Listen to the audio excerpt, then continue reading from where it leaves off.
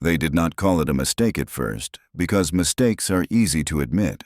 But this one was buried under doctrine, stamped with approval seals, and taught to thousands of officers who trusted paper more than experience. The word that mattered was simple, almost harmless, and it was spoken quietly in staff rooms far from the front lines of Eastern Europe in the late 1980s.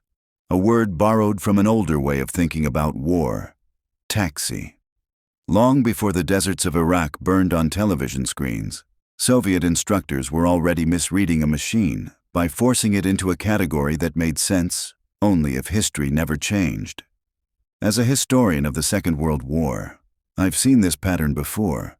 In 1941, when German officers underestimated the T-34 because it did not fit their pre-war assumptions. In 1940, when French Doctrine treated tanks as infantry escorts while German armor raced past them, and again here, decades later, when a Western vehicle was judged by its silhouette instead of its purpose. The manuals described it clinically, almost dismissively. A battlefield transport, fast but thin-skinned, meant to deliver infantry and then retreat. A cleaner, deadlier descendant of the M113. Nothing more. Its gun was listed, its missiles acknowledged, but the heart of the assessment was psychological, not technical. This was not seen as a predator. And that is where history always sharpens its knife. Because the Americans did not build this vehicle the way the Soviets built the BMP, not as a suppressive partner for dismounted infantry advancing behind artillery smoke, but as part of a combined system where optics, fire control, and range mattered more than armor thickness alone. The Bradley looked familiar. Boxy hull, tracks, troop compartment, and familiarity is dangerous in war because it makes commanders stop asking questions.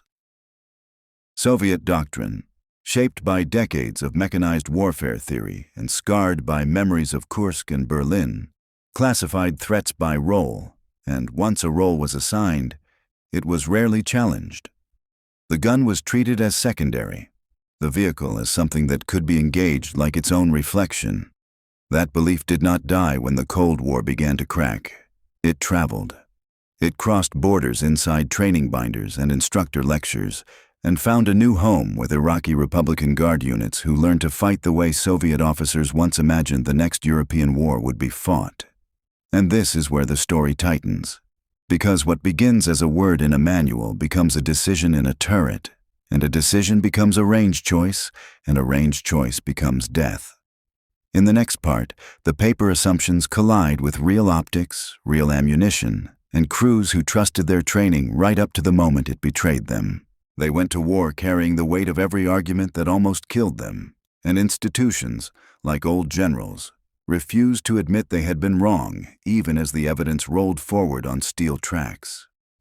Iraq kept fighting the way it had been taught because doctrine does not panic, people do, and doctrine had survived longer than any individual crewman. What makes this part of the story almost cruel is that the Bradley was never supposed to exist in its final form at all. 11 times it came within inches of cancellation. 11 times it survived not because it was loved, but because no one could agree on what should replace it. The American Army of the 1970s was arguing with itself in public. Infantry wanting a taxi that could swim, armor wanting a scout that could keep up with Abrams, air defense wanting another platform entirely, Congress wanting everything cheaper and lighter and faster at the same time. The original requirement reads like something written by someone who had never watched a vehicle burn. Swim rivers, carry 11 men.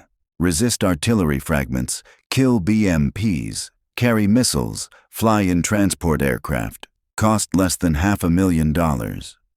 Every engineer in the room knew it was fantasy, but fantasy still gets funded if it sounds decisive enough. As the years passed, reality carved pieces off the dream. Swimming disappeared. Weight climbed, capacity shrank, cost tripled. By the time the vehicle entered production in 1981, it was no longer the answer to a question anyone was asking in 1972, and critics sharpened their knives. They were right, almost painfully so. It was expensive, mechanically demanding, vulnerable to heavy guns, unable to carry a full squad with all its gear, and its aluminum armor would never stop a tank round. And yet, buried inside this bureaucratic wreckage was a decision that would matter more than all the canceled meetings and angry hearings combined.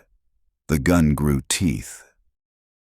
Not by accident, not by doctrine, but by one quiet realization inside the Army Materiel Command that 20 millimeters would no longer be enough.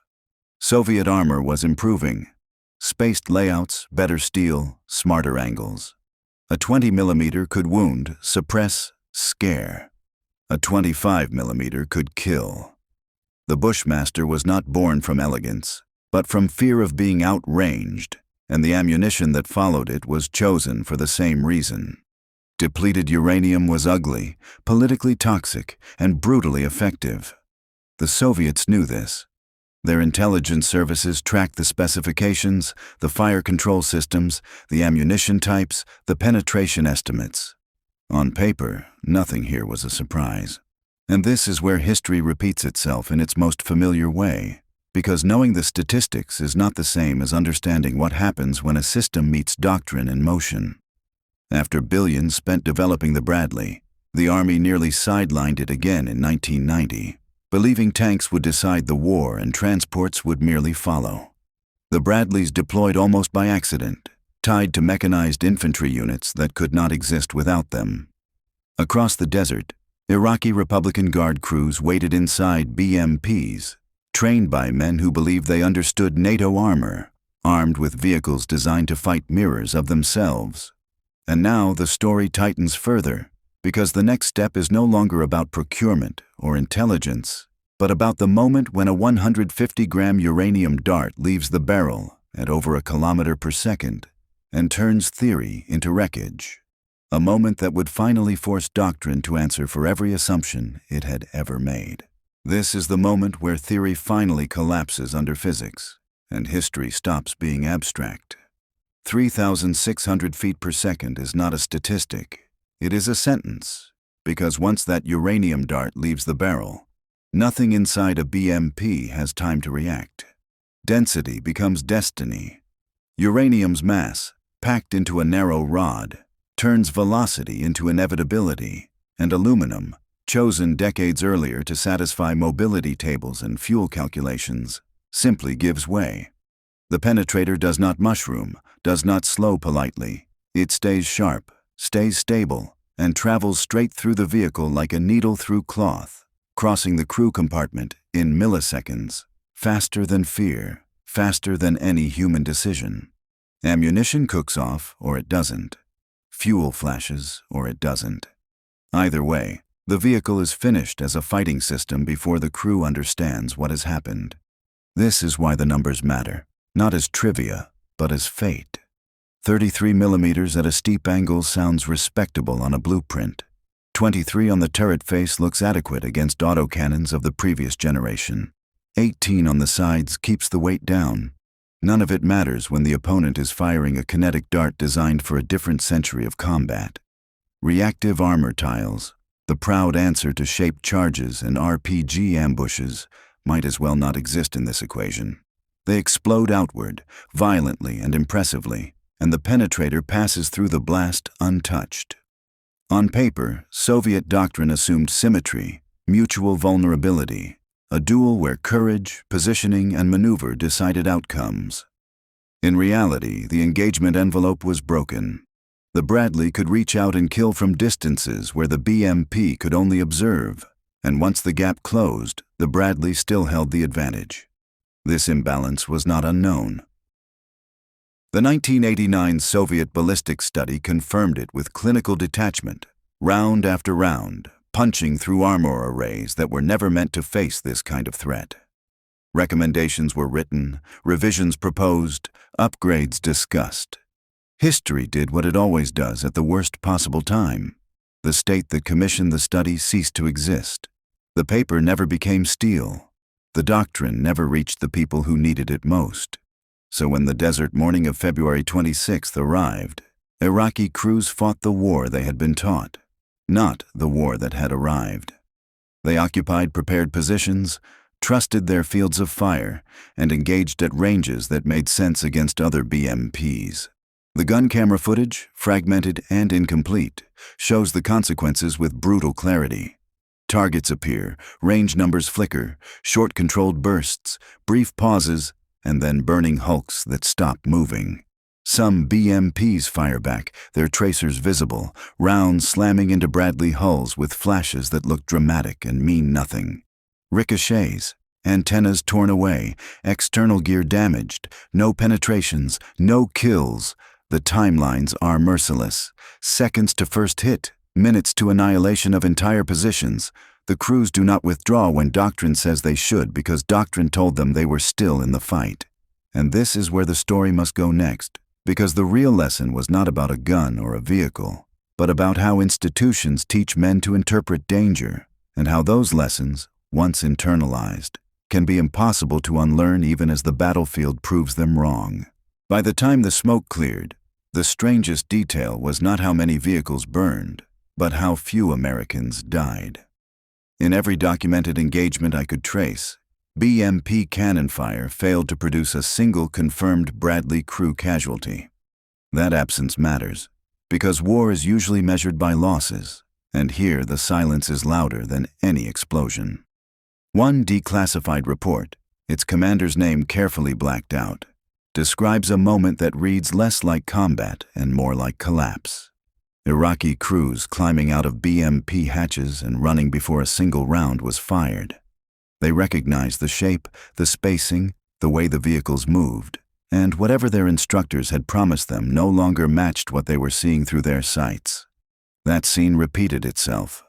Some crews chose flight, others stayed, loyal to training, loyal to doctrine, and died when short bursts of 25mm fire turned ammunition racks into internal blast chambers.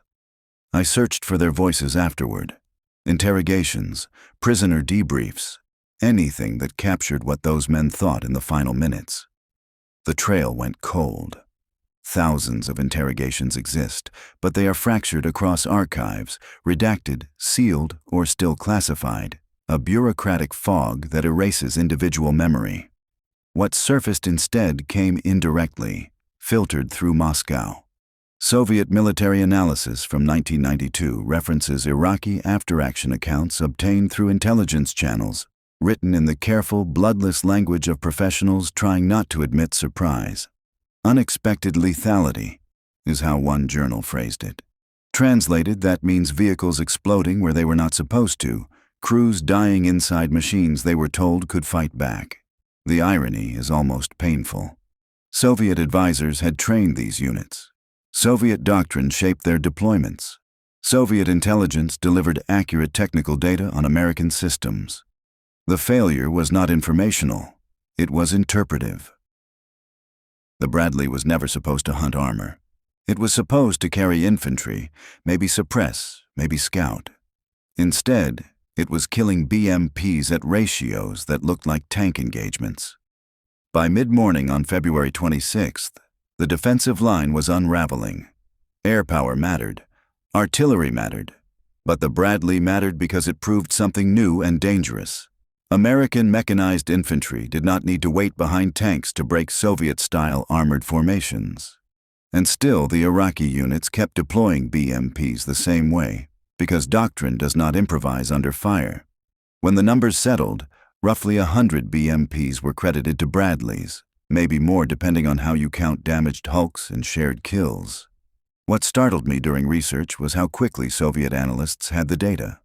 Publications from late 1991 and early 1992 cite engagement ranges, ammunition expenditure rates, even crew behavior, information that should have lived deep inside classified American after-action reports. Either Soviet intelligence had been astonishingly effective, or someone in Washington was already thinking about the next war and sharing lessons through unofficial channels. In March 1992, Voyanaya Misal Military Thought published a 14-page assessment of American armored performance. Most of it dissected the Abrams. 3 paragraphs addressed the Bradley, and those paragraphs said more by what they avoided than by what they stated. The word taxi was gone. No apology, no admission, just data, clean and unemotional. The key line reclassified NATO mechanized infantry as a primary threat to BMP-equipped formations. That single sentence overturned decades of assumption. A year later, a restricted Russian training bulletin leaked to Janes went further, warning crews to avoid long-range engagements with Bradleys and, astonishingly, advising them to target TOW launchers first. That recommendation reveals the depth of the shock, because it inverted the entire logic of IFV combat. They were still trying to force the Bradley back into a familiar role, still trying to make it make sense. This is where the story stops being about a single battle and turns into an autopsy of a mindset. The bulletin writers still feared the missile because missiles fit their mental map of danger: slow, deliberate, catastrophic, something you plan around, something tanks die to. The gun did not. The gun was supposed to be background noise, suppression, a supporting detail, and so, even after the evidence piled up, they kept looking past it. The intercepted message from March 1991 makes that failure painfully clear. A Soviet advisor in Iraq reports Republican Guard commanders asking, almost pleading, for updated threat assessments because their losses to American mechanized units were far beyond projections. Not tanks, not airstrikes, Bradleys. The reply from Moscow is pure institution. Revised manuals will be provided when available. That sentence might be the most honest weapon in the war. The manuals never arrived. 8 months later, the Soviet Union was gone, and whatever lessons were still trapped in committees and draft revisions died with it. The Russian Federation inherited Doctrine the way one inherits an old house, with cracked foundations and rooms no one fully understands, some walls repainted, others left untouched. Even years later, publications still described American IFVs as transports first, threats second, because admitting otherwise would mean admitting that decades of hierarchy, training, and prioritization had been wrong. This was never an intelligence failure. They knew the gun, they knew the ammunition, they knew the fire control. What they could not accept was the implication that infantry fighting vehicles could matter as much as tanks in deciding armored engagements. American doctrine had already crossed that bridge. Soviet doctrine had not. And beneath all of this sits the quiet, brutal choice made in the 1960s, aluminum instead of steel. It was not stupidity. It was a calculated sacrifice. Heavier armor meant slower advances, bigger engines, more fuel, more breakdowns, fewer vehicles at the front. Soviet operational art valued momentum over survival. Get infantry forward, suppress, keep moving, accept losses. In 1966, that logic worked. NATO had no equivalent vehicle. The M113 was a box with a machine gun. No one imagined a future where a mechanized infantry vehicle would fire dense kinetic darts at supersonic speed across 2 kilometers of open ground. But engineers did imagine it, at least enough to warn about it. The 1982 Metallurgy Conference proves that. Soviet scientists tested aluminum alloys against tungsten and uranium penetrators and wrote down exactly what would happen. Catastrophic failure, no deflection, no graceful degradation, just penetration. The conclusion was clear and quietly buried. Mobility remained the priority. Doctrine overruled data. The BMP-2 arrived with tweaks and thicker plates and better angles, but the same fundamental vulnerability baked in. And so the story loops back on itself. A vehicle designed for speed meets a gun designed for reach. An institution that prizes momentum meets a system that punishes exposure. The Iraqis did not lose because they were poorly trained or poorly informed. They lost because they were trained too well in a doctrine that had already expired. And that is the real lesson buried under the wreckage. Wars are not decided only by who has better machines, but by who is willing to admit that the rules they learned no longer apply.